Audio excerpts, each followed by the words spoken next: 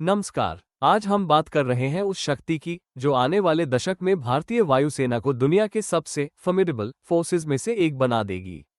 ये शक्ति स्वदेशी है, ये तकनीकी रूप से उन्नत है और इसका नाम है तेजस मार्क 2 और एमका।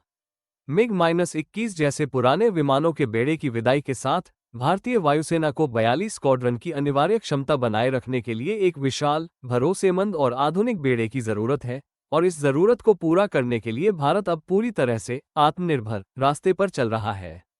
एलसीए तेजस मार्क 2 हमारे बेड़े के आधुनिकीकरण का पहला और सबसे महत्वपूर्ण कदम है। इसे हल्के लड़ाकू विमान एलसीए मार्क 1A का उन्नत और बड़ा रूप मानिए, जो मिग-29, जगुआर और मिराज 2000 जैसे विमानों की जगह लेने जा रहा है।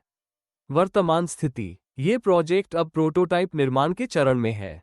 इसके डिजाइन को अंतिम रूप दिया जा चुका है और उम्मीद है कि इसकी पहली उड़ान 2026 के अंत या 2027 की शुरुआत तक हो सकती है।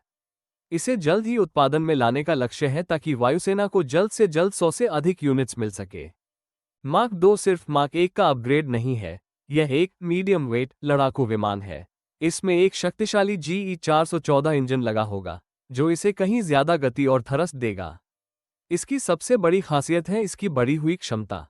ये 6.5 टन तक हथियार ले जा सकता है, जबकि मार्क 1A की क्षमता केवल 3.5 टन थी।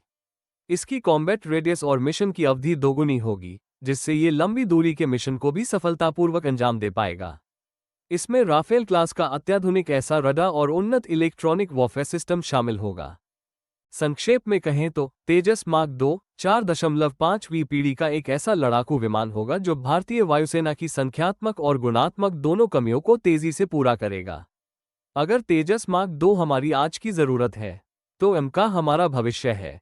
ये भारत का महत्वाकांक्षी 5वीं पीढ़ी का स्टील्थ फाइटर जेट प्रोग्राम है, जो हमें दुनिया के कुछ चुनिंदा देशों की लीग में खड़ा कर देगा। डीआरडीओ के तहत इस प्रोजेक्ट को cabinet committee on security CCS से प्रोटोटाइप के विकास के लिए 15,000 करोड़ रुपये से अधिक की मंजूरी मिल चुकी है। भारतीय निजी और सार्वजनिक क्षेत्र की कंपनियां मिलकर इसके निर्माण के लिए आगे बढ़ रही हैं।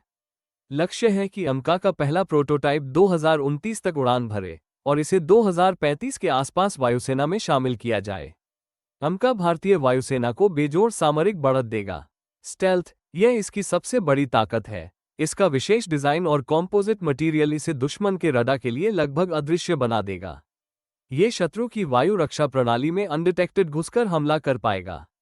सुपर क्रूज, इसमें बिना आफ्टरबर्नर का उपयोग किए ध्वनि की गति से तेज उड़ान भरने की क्षमता होगी, जिससे ये तेजी से प्रतिक्रिया दे पाएगा। सेंसर और डेटा फ्यूजन, यह अपने आसपास की हर जानकारी को एक साथ प्रोसेस करके पायलट को एक स्पष्ट और सटीक तस्वीर देगा, जिससे फैसले लेने की क्षमता कई गुना बढ़ जाएगी। एमका के आने से भारतीय वायुसेना का बेड़ा 42 स्क्वाड्रन की क्षमता को पार करने का लक्ष्य हासिल कर पाएगा।